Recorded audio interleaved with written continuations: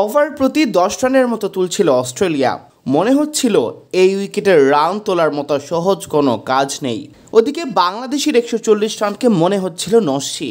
তবে যদি আরও 20-30 রান বেশি হতো হয়তো বদলে যেত ম্যাচের গতিপথ। অস্ট্রেলিয়ার কাছে হারের পর শান্তর কণ্ঠে সেই 20 রানের আক্ষেপ। গ্রুপ পর্বে মিরপুরের মতো স্লো পিচে খেলে এসে সুপার 8-এ স্পোর্টিং উইকেট পেতেই ধরাশায়ী বাংলাদেশ। ম্যাচ শেষে অধিনায়ক নাজমুল হোসেন শান্ত ব্যাটিং ইউনিটকেই দোষারোপ করলেন। কন্ডিশনে অনেক ভিন্নতা রয়েছে। সর্বশেষ ম্যাচে স্পিন ও সিম দুটোই ভালো ধরছিল। ছোটদের সাথে আনন্দের সুযোগ, বড়রাও করে উপভোগ। Multi chips, super crunchy, super fun. আজকের উইকেট একদম ফ্ল্যাট। ব্যাটিংয়ের জন্য খুব ভালো উইকেট। আমরা ভালো ব্যাট করিনি, এটাই মূল পার্থক্য করে দিয়েছে। 160 থেকে 170 রান করা দরকার ছিল। আমরা যখন ব্যাটিং করেছি 160-170 রান মনে হয়েছে। অন্তত 160 রান হলে ভালো রান। উইকেট শুরুতে স্লো ছিল, পরে যদিও ওদের ব্যাটিংয়ে মনে হয়েছে সহজ ছিল। বল ভিজে যাওয়ার কারণে ব্যাটে ভালো আসছিল। আমাদের পেস বোলের বিরুদ্ধে অনায়াসে ওরা খেলেছে। শান্ত অবশ্য কোনো অজুহাত দিতে চান না।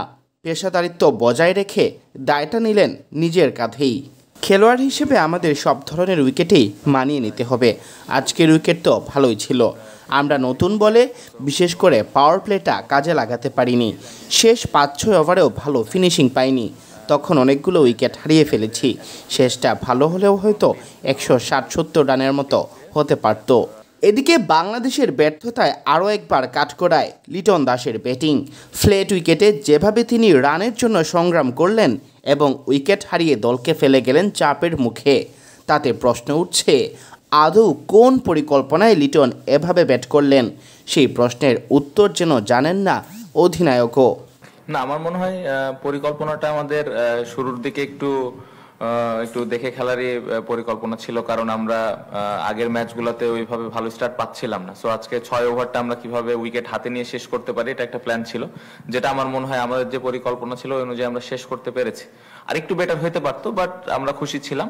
আমার কাছে যেটা মনে হয় যে আমার উইকেটটা যে সময় আমি আউটটা হয়েছে ওই সময় যদি আউটটা না হয় আমি আর একটু খেলাটা 17-18 ওভার পর্যন্ত নিয়ে যেতে পারতাম, তাহলে হয়তো 160-70-এর কাছাকাছি যেতে পারতো না। এটা তো আসলে কেন পারছি না এটা তো বলা মুশকিল, কারণ সবার তো আমার কাছে যেটা মনে হয় যে সবার ওই ক্যাপাবিলিটি আছে। সবাই অতীতে বিভিন্ন সময় বিভিন্ন জায়গায় করে দেখিয়েছে, বাট কেন হচ্ছে না এই প্রশ্নের উত্তর আমার কাছেও নাই। বাট সবাইকে ওই ফ্রিডমটাও দেওয়া আছে যে যার যেই ন্যাচারাল গেমটা ওভাবেই খেলার চেষ্টা করবে, বাট সামহাও হচ্ছে না। অস্ট্রেলিয়ার কাছে হারের পর সামনে ভারত ও আফগানিস্তানের বিপক্ষে কঠিন 2 পরীক্ষা উতরে যেতে চান। সেমিফাইনালের কথা উচ্চারণ না করে আপাতত সেই 2 ম্যাচে জয়টাই মুখ্য শান্তর কাছে। না, অবশ্যই 2টা ম্যাচ অবশ্যই আমাদের ইম্পর্টেন্ট।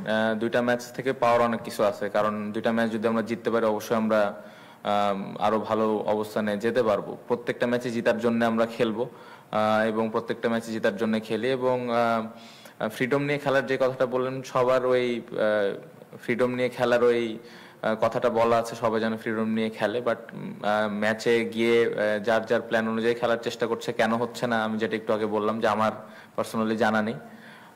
বাট এভাবে যদি খেলে অবশ্যই এটা বোলারদের জন্য অনেক ডিফিকাল্ট। সিয়াম চৌধুরী, বিডি ক্রিক টাইম।